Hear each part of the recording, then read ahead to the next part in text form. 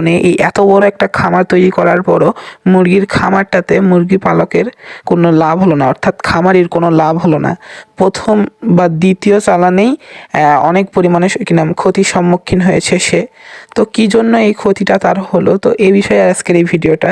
তো আজকের এই ভিডিওটাতে আমি এই খামারটা কীভাবে বানাইছে বা কী খামার তৈরিতে ভুল হয়েছে এই বিষয়ে কথা না বলে কী ভুল পদক্ষেপ নিয়েছে এই খামারিটা, এবং যার ফলে এই খামারির এই পরিমাণে ক্ষতি হয়েছে, তো এই বিষয়টা আজকে আমি আপনাদের বলবো। এবং এই খামার কীভাবে তৈরি করেছে, কী ভুল হয়েছে বা কী ভালো করেছে, এই বিষয়টা নিয়ে এই ভিডিওটারই ব্যাকগ্রাউন্ডে আমি অন্য একটা ভয়েস দিয়ে আপনাদেরকে বুঝিয়ে দিব। তো আমার এই ভিডিওটা পুরোটাই দেখবেন।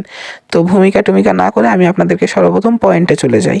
তো এই খামারিটা কী ভুল করেছিল, তো সর্বপ্রথম ভুল এই খামারিটার হলো এই ইউটিউবে যে পরিমাণে লাভ দেখাইছে সেই পরিমাণে লাভের আশা করে এত বড় একটা খামার দেওয়া। এই জিনিসটা হলো এই খামারির সবচেয়ে বড় ভুল, কারণ সেই খামারি একটা স্টুডেন্ট মানুষ, খুব বড় যে এমনও না। তো এই জন্য এত বড় একটা খামার কোনো ধরনের কোনো অভিজ্ঞতা ছাড়াই যদি আপনি মুরগি পুষতে যান, তাহলে আপনাদের এই প্রাণীটাকে অর্থাৎ মুরগি এই জীবটাকে আপনাদের পালতে একটু অভিজ্ঞতা অবশ্যই লাগবে।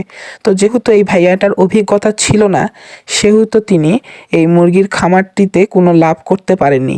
এটা হলো সর্বপ্রথম পয়েন্ট, যে মুরগি কিভাবে পালন করতে হয় এটা শুধু ইউটিউবে দেখেই কোনো ধরনের কোনো অভিজ্ঞতা ছাড়াই তিনি মুরগি পালনে এসেছে এবং ক্ষতির সম্মুখীন হয়েছে। এটা হলো প্রথম পয়েন্ট।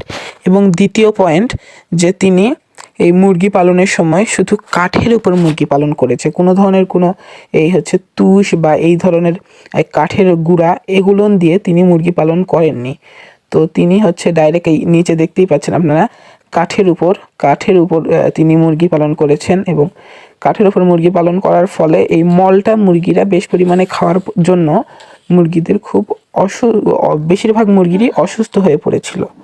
তো এবং তার পাশাপাশি ব্রুডিং করার জন্য যে ব্রুডারটা এনেছিল, তো সেই ব্রুডারটাতে তিনি শুধু 100 পাওয়ারের বাল্ব দিয়েছিল শীতের মধ্যে।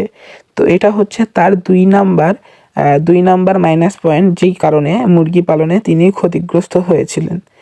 এবং নিচে আপনারা দেখতেই পাচ্ছেন এখানে আরও ইয়ার গুঁড়া অর্থাৎ কাঠের গুঁড়া তিনি শুকাতে দিয়েছেন।